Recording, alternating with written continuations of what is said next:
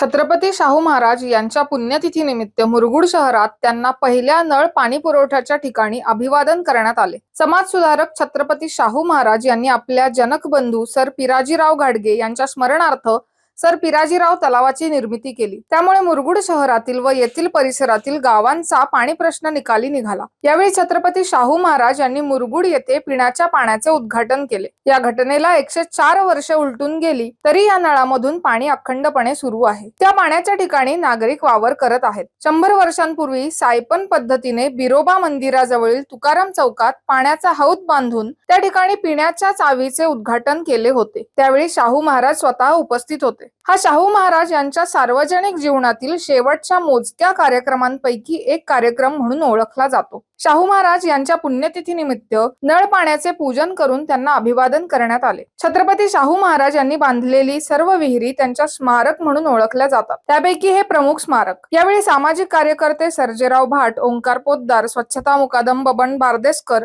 गजानन साळोखे, उदय पाटील, मनोज ढोबळे, मारुती बोते, प्रदीप कोळी, प्रकाश सुतार, दिगंबर परीट, शिवाजी पाटील, अनिल अर्जुने, शिवाजी कळंद्रे, महादेव माडेकर, अनिल रनवरे, उमेश गुरव, विनायक मेटेकर यांच्यासह मोठ्या संख्येने नागरिक उपस्थित होते।